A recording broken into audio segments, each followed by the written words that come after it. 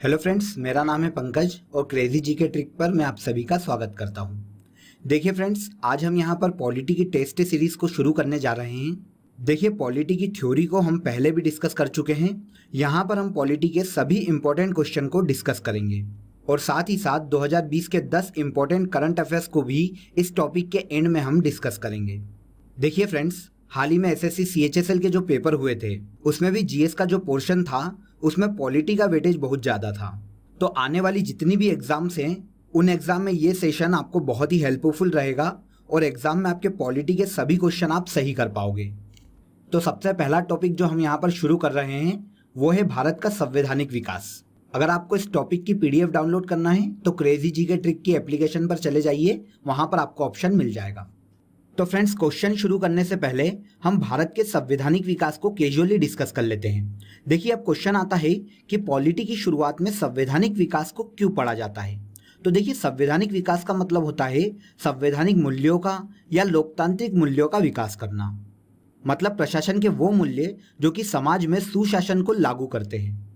तो देखिए फ्रेंड्स, ब्रिटिशकालीन संवैधानिक विकास के अंतर्गत भारत में संवैधानिक संस्थाओं की स्थापना की गई और इन संवैधानिक संस्थाओं की स्थापना विभिन्न अधिनियमों के माध्यम से की गई थी, जो कि आगे चलकर भारत के संविधान में शामिल किए गए और डायरेक्ट या इनडायरेक्टली संविधान के विकास में इन सभी एक्ट का महत्वपूर्ण योगदान रहा। तो जितने भी अधिनियम ब्रिटिश काल में लागू किए गए थे वही बाद में भारत के संविधान के विकास का आधार बना। तो देखिए फ्रेंड्स, सबसे पहला क्वेश्चन है, किस अधिनियम के द्वारा ब्रिटिश संसद ने चाय और चीन के साथ व्यापार को छोड़कर ईस्ट इंडिया कंपनी के भारत के साथ व्यापारिक एकाधिकार को समाप्त कर दिया था। तो देखिए फ्रेंड्स, 1813 का चार्टर अधिनियम जो कि ब्रिटिश संसद द्वारा लागू किया गया था, इस अधिनियम के तहत ब्रिटिश संसद ने ईस्ट इंडिया कंपनी के चाय और चीन के साथ व्यापार को छोड़कर बाकी जितने भी व्यापारिक एकाधिकार कंपनी को दिए गए थे उन्हें समाप्त कर दिया था। देखिए, इसके अलावा एक और पॉइंट इस अधिनियम से याद रखिएगा कि 1813 के चार्टर अधिनियम द्वारा ही भारत में ईसाइयों को ईसाई धर्म के प्रचार की स्वतंत्रता दी गई थी। ओके, तो 1813 के चार्टर अधिनियम से दो चीजों को याद रखिएगा। एक तो चाय और चीन के साथ व्यापार को छोड़कर ईस्ट इंडिया कंपनी के भारत के सभी व्यापारिक एकाधिकार को समाप्त कर दिया गया, और दूसरा 1813 के एक्ट द्वारा भारत में ईसाई धर्म को प्रचार की स्वतंत्रता दे दी गई थी। तो यहां पर हमारा आंसर है आंसर ए। देखिए फ्रेंड्स, अगर आप भारत के संवैधानिक विकास को डिटेल में पढ़ना चाहते हैं तो इस टॉपिक की एक ऑडियो क्लिप मैंने बना रखी है, जिसकी लिंक आपको मैंने डिस्क्रिप्शन में दी है। उसे एक बार जरूर सुन ले, जिससे इस टॉपिक के जितने भी क्वेश्चन एग्जाम में पूछे जाएं वो आप सभी सही करके आएं। अगला क्वेश्चन देखिए, निम्नलिखित में से किस अधिनियम में कलकत्ता में सर्वोच्च न्यायालय की स्थापना का प्रावधान किया गया है। तो देखिए फ्रेंड्स, रेगुलेटिंग एक्ट 1773 में भारत के कलकत्ता राज्य में सर्वोच्च न्यायालय की स्थापना का प्रावधान किया गया है। तो यहां पर हमारा आंसर है आंसर ए, 1773 रेगुलेटिंग एक्ट। देखिए फ्रेंड्स, 1773 के रेगुलेटिंग एक्ट द्वारा ही बंगाल का जो गवर्नर था उसे बंगाल का गवर्नर जनरल बना दिया गया, और बंगाल का पहला गवर्नर जनरल बना था वॉरेन हेस्टिंग। तो इसे भी याद रखिएगा, किस एक्ट द्वारा बंगाल के गवर्नर को बंगाल का गवर्नर जनरल बना दिया गया, तो 1773 के रेगुलेटिंग एक्ट के द्वारा, और इसी एक्ट के द्वारा कलकत्ता में सर्वोच्च न्यायालय की स्थापना की गई। अगला क्वेश्चन देखिए, केंद्र में कौन सा एक्ट द्विसदनी विधायिका लेकर आया। तो देखिए फ्रेंड्स, 1919 का जो एक्ट था उस एक्ट द्वारा केंद्र में द्विसदनी विधायिका को लागू किया गया। देखिए, वर्तमान में जैसे राज्यसभा और लोकसभा होते हैं उसी प्रकार 1919 के एक्ट द्वारा केंद्र में राज्य परिषद ऊपरी सदन के रूप में और केंद्रीय विधानसभा निचले सदन के रूप में शुरू की गई। तो इस प्रकार 1919 के एक्ट द्वारा केंद्र में द्विसदनी विधायिका को लागू किया गया था। तो यहां पर हमारा आंसर है आंसर सी। चलते हैं अगले क्वेश्चन पर। भारतीय विधान पालिका प्रथम बार द्विसदनी कब बनाई गई। तो अभी हमने इस पर डिस्कस किया था, 1919 के भारत सरकार अधिनियम द्वारा भारतीय विधान पालिका को द्विसदनी बनाया गया था। तो यहां पर भी हमारा आंसर है आंसर सी। नेक्स्ट क्वेश्चन है, निम्नलिखित अधिनियम में से किस अधिनियम के फलस्वरूप बर्मा भारत से अलग हुआ। देखिए, बर्मा वर्तमान में म्यांमार है। ओके, तो देखिए, म्यांमार को भारत से अलग किया गया था 1935 के एक्ट द्वारा। देखिए 1935 का जो भारत शासन अधिनियम है, यही बाद में भारत के संविधान के निर्माण का मुख्य आधार बना था। तो देखिए इस एक्ट के जो महत्वपूर्ण प्रावधान किए गए थे, हम उन पर डिस्कस कर लेते हैं, क्योंकि इस एक्ट से क्वेश्चन बहुत ज़्यादा पूछे जाते हैं। तो देखिए 1935 के एक्ट द्वारा केंद्र व राज्य के बीच शक्तियों का बंटवारा कर दिया गया था।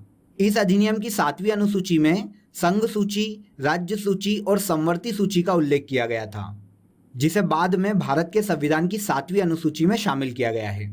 देखिए इसके अलावा राज्य में द्वैध शासन को समाप्त करके केंद्र में द्वैध शासन को लागू किया गया था 1935 के एक्ट द्वारा। ओके, इसके अलावा राष्ट्रपति की जो अध्यादेश की शक्ति है, वो भी 1935 के एक्ट द्वारा ही ली गई है, और अखिल भारतीय महासंघ स्थापित करने का प्रावधान भी 1935 के एक्ट में किया गया था। तो इन सभी महत्वपूर्ण पॉइंट को याद रखिएगा, ताकि यहाँ से आपके जो भी क्वेश्चन आए वो आप सही कर लो। ओके, तो किस अधिनियम द्वारा बर्मा को भारत से अलग किया गया? तो 1935 के भारत शासन अधिनियम द्वारा। तो यहाँ पर हमारा आंसर है आंसर सी।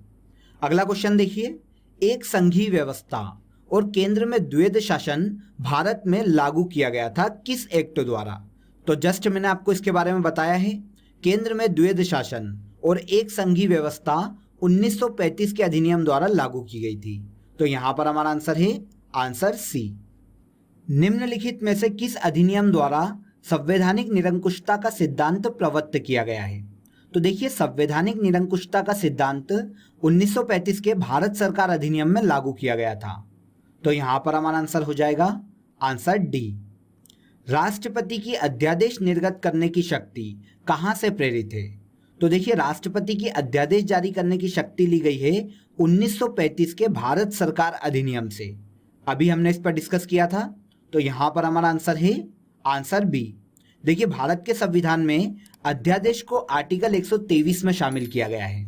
ओके, और अध्यादेश को लिया गया है भारत सरकार अधिनियम 1935 से।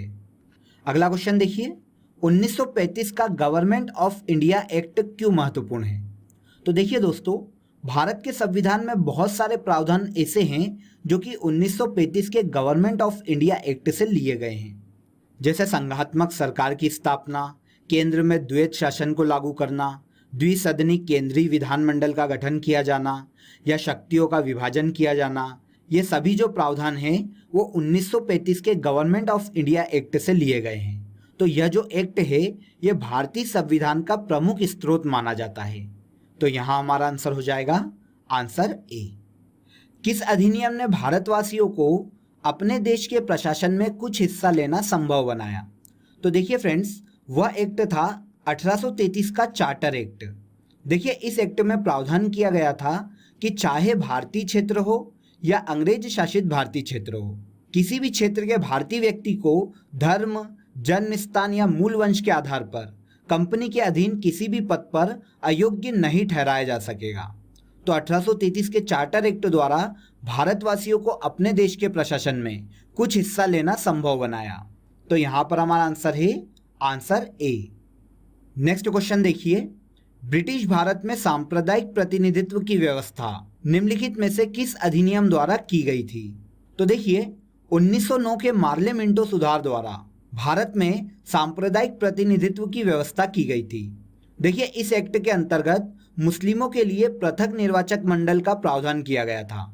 तो यहाँ पर हमारा आंसर है आंसर बी, मार्ले मिंटो सुधार, जो कि 1909 में लागू किया गया था। इस एक्ट द्वारा भारत में सांप्रदायिक प्रतिनिधित्व की व्यवस्था को लागू कर दिया गया था।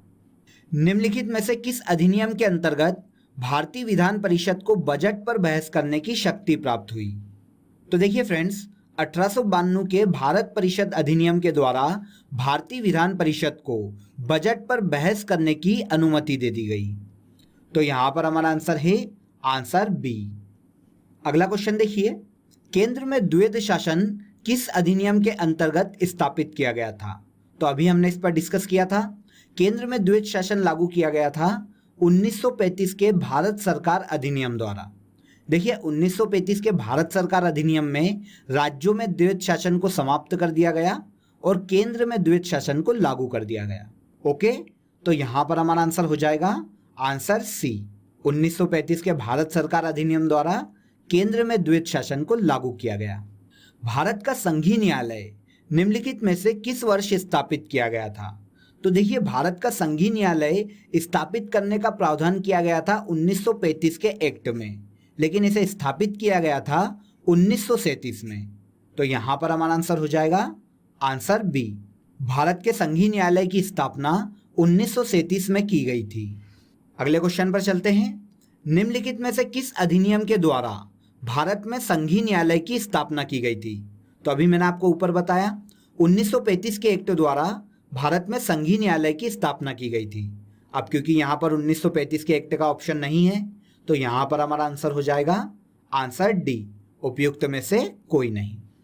भारत के संविधान में केंद्र और राज्यों के बीच किया गया शक्तियों का विभाजन इनमें से किसमें उल्लेखित योजना पर आधारित है?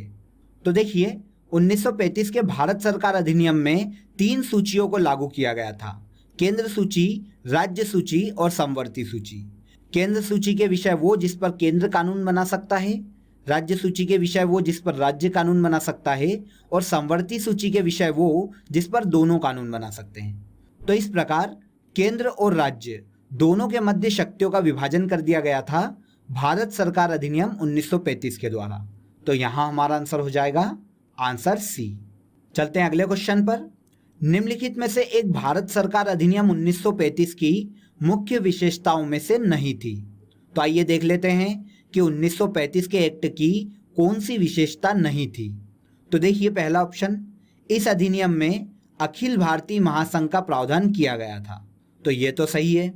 दूसरा ऑप्शन देखिए, अवशिष्ट विषय प्रांतीय विधायिकाओं को आवंटित किए गए थे।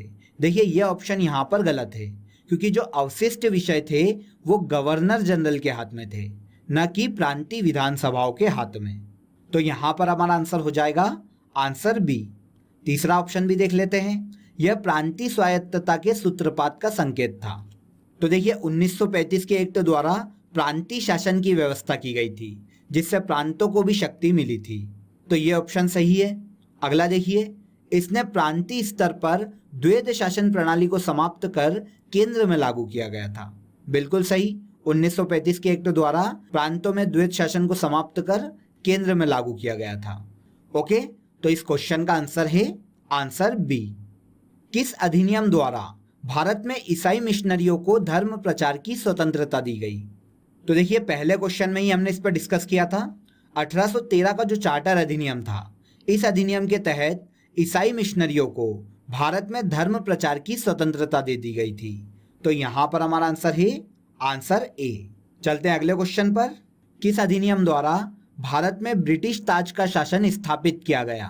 तो देखिए फ्रेंड्स, 1858 का जो भारत शासन अधिनियम था, इस कानून ने ईस्ट इंडिया कंपनी को समाप्त कर दिया और गवर्नर और राजस्व संबंधी जो मामले थे वो ब्रिटिश ताज को हस्तांतरित कर दिए। तो यहाँ पर हमारा आंसर है आंसर सी। 1858 के एक्ट द्वारा भारत में ब्रिटिश ताज का शासन स्थापित किया गया और कंपनी के शासन को समाप्त कर दिया गया। लास्ट क्वेश्चन देखिए, किस अधिनियम को मार्ले मिंटो सुधार के नाम से जाना जाता है? तो देखिए फ्रेंड्स, 1909 का जो भारत परिषद अधिनियम है, इस अधिनियम को मार्ले मिंटो सुधार के नाम से भी जाना जाता है, क्योंकि इस वक्त जो लॉर्ड मार्ले थे वो इंग्लैंड में भारत के राज्य सचिव थे और लॉर्ड मिंटो इस वक्त भारत के वायसराय थे। क्योंकि ये जो एक्ट था ये इन दोनों के प्रयासों से लाया गया था, इसलिए 1909 का जो भारत परिषद अधिनियम है मार्ले मिंटो सुधार के नाम से भी जाना जाता है। तो यहाँ हमारा आंसर हो जाएगा आंसर सी। तो फ्रेंड्स, ये थे भारत के संवैधानिक विकास के ऐसे इंपॉर्टेंट क्वेश्चन जो कि प्रीवियस एग्जामों में पूछे गए हैं और आने वाली एग्जामों में इनके पूछे जाने की संभावनाएं सबसे ज्यादा है। We touch, we break.